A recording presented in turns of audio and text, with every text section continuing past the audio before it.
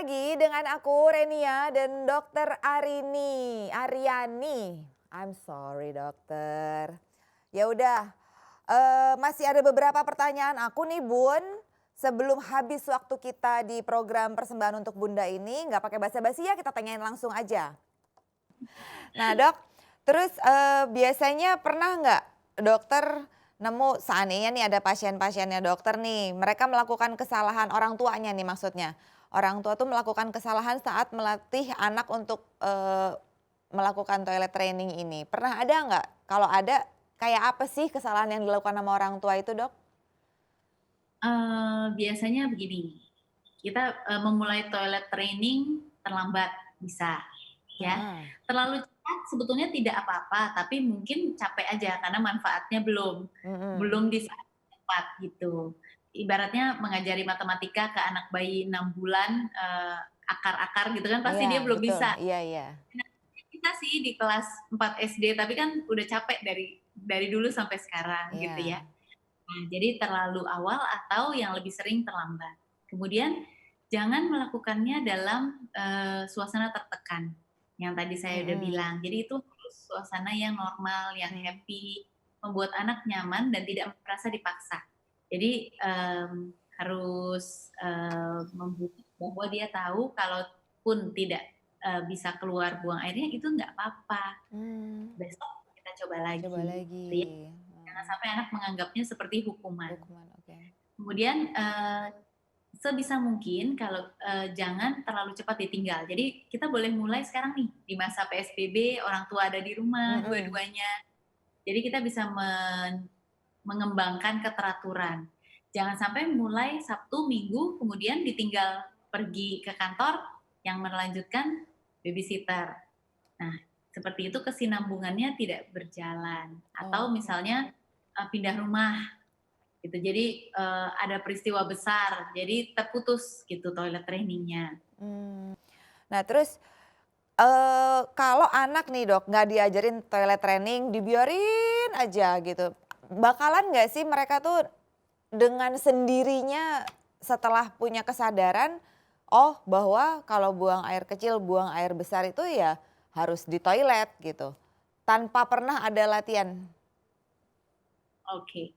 Sebetulnya bisa, bukan Mhm. berarti tidak bisa, tapi mungkin akan sangat terlambat, satu, Mhm. dan yang kedua mungkin dia tidak belajar cara yang benar.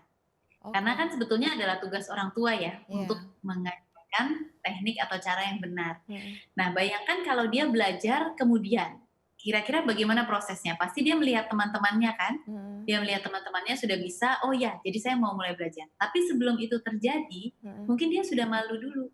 Misalnya teman-temannya sudah bisa, terus, dia mungkin diketawain Mhm. karena, "Oh, Mhm. kamu masih pakai popok," gitu ya, Iya, misalnya anak-anak heeh. TK zaman sekarang gitu ya, kan Iya. kadang kejam gitu ya, udah ngomongnya. Jadi kan dia Anak udah TK malu aja dulu. pinter bully gitu Dok sekarang ya? Kemudian dia nanti kan jadi nggak pede ya. Bagus kalau dia langsung termotivasi, "Oh ya, teman-teman udah bisa, jadi saya juga harus bisa." Tapi kalau kemudian dia malah sebaliknya merasa nggak percaya diri, terus, "Oh iya saya tuh kurang dibandingkan dengan teman-teman saya, nggak mau sekolah karena malu." Dan mereka nggak selalu bilang loh, pokoknya tiba-tiba nggak mau sekolah aja, tapi dia Mmm. nggak bilang kenapa. Iya bener bener Dok, bener banget. Nah terus untuk si anak sendiri Dok, apa manfaat yang bisa didapatkan si anak dengan dia melakukan latihan toilet training ini? Tentu dengan dia toilet training dia bisa mempelajari, apa ya, sinyal-sinyal alami lah dari Mmm. tubuh. Karena Mhm. itu yang kita harapkan. Iya. Eee, ada yang membantu kalau toilet training dengan benar, maka kita akan membantu anak untuk mengenali dirinya sendiri. Mhm. Karena kita kan pasti tanya, "Mau pipis?" Gitu. Mhm. Terus dia akan mulai merasakan, belum," gitu. Atau dia mulai merasakan, "Iya," gitu. Jadi dia Mmm. tahu kapan bladder-nya atau, kandung kemihnya itu penuh dan perlu dikeluarkan. Mhm. Kapan emergency yang udah kepepet ya kan, kalau Mhm. kalau pakai popok itu kan tidak terasa, Mhm karena mhm. pada saat dikeluarkan itu ditampung, ada yang menampung. Tapi Iya, apabila terjadi insiden, dia akan merasa tidak nyaman, "Oh iya basah semua," terus semua heboh harus membersihkan, betul dia harus betul. ganti baju. Dia akan belajar untuk mencegah hal itu. Dan, tadi jangan lupa kita harus membawanya ke toilet ya, jangan sampai membersihkannya di sembarang tempat. Mm-mm. Anak-anak itu akan lebih pede karena nanti dibandingkan peer group-nya, dia akan setara minimal atau kalau yang lain belum bisa, dia akan merasa lebih, oh saya sudah bisa. Ini adalah suatu kemampuan yang dia bisa. Risiko infeksi saluran kemih berkurang, konstipasi berkurang, ngompol juga akan berkurang karena dia Iya. biasa menahan. Dan biasanya kalau lebih cepat toilet training, ruang popok juga akan lebih jarang. Betul, betul.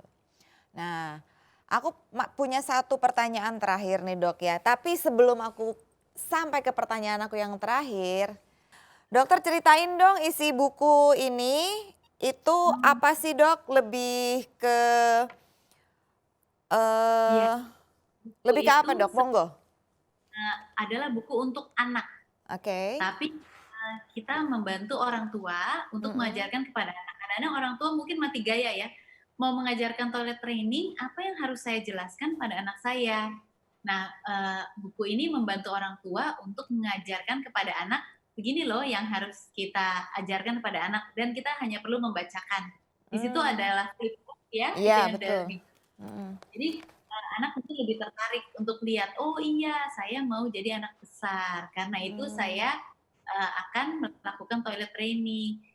Di situ misalnya dikatakan, ayo pakai popok gitu ya.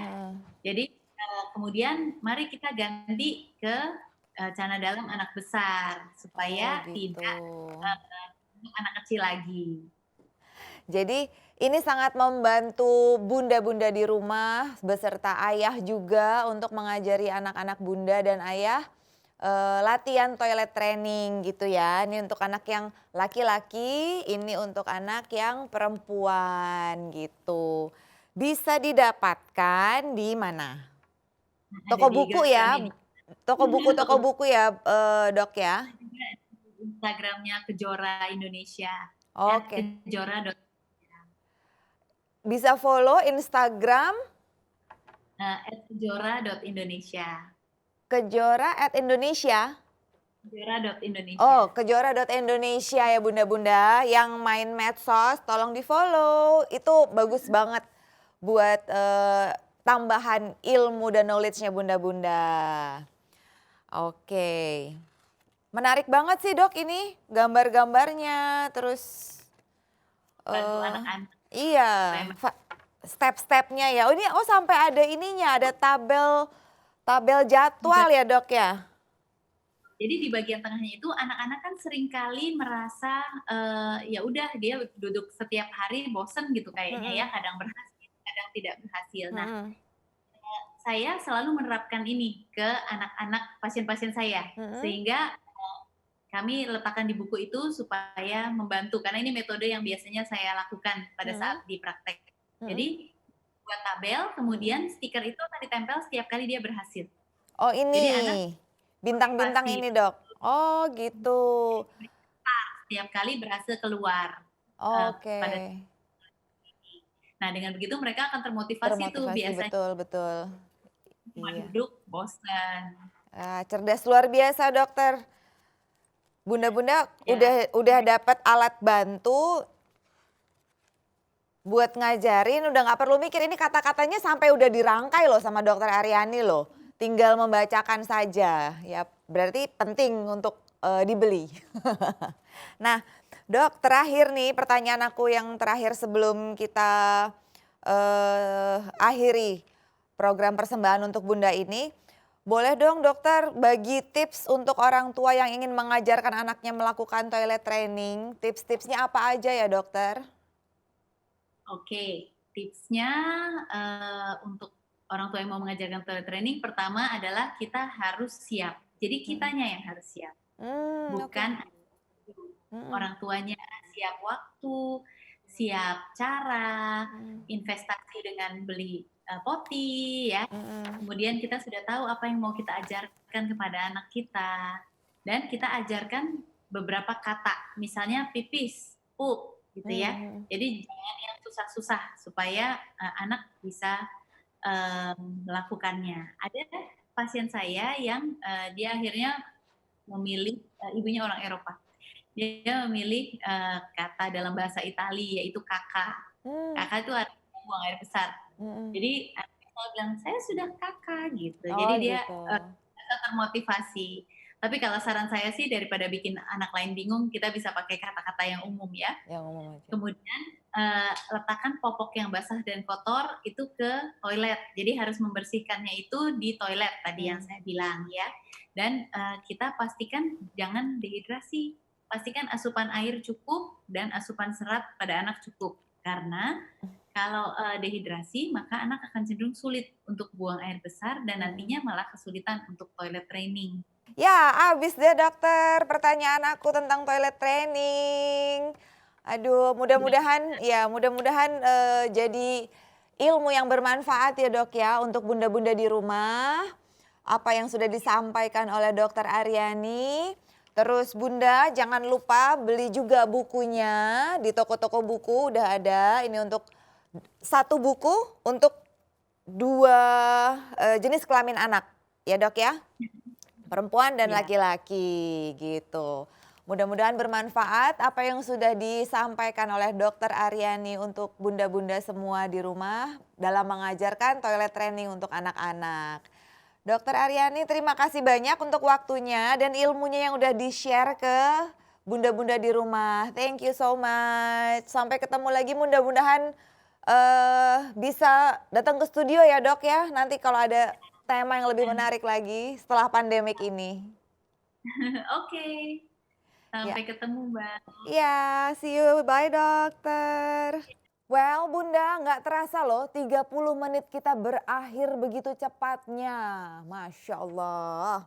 Mudah-mudahan informasi yang dipersembahkan oleh Persembahan untuk Bunda dan tim Mata Indonesia TV hari ini bisa menambah knowledge dan informasi Bunda untuk melatih anak-anak Bunda di rumah tentang toilet training. Penuh kesabaran, itu kuncinya. Jangan paksa anak kalau memang secara fisik, secara emosional mereka belum memenuhi syarat. Oke Bunda, sabar ya. Sampai ketemu lagi di persembahan untuk Bunda episode berikutnya dengan tema dan topik yang lebih menarik. See you, bye. Bunda cerdas, keluarga bahagia.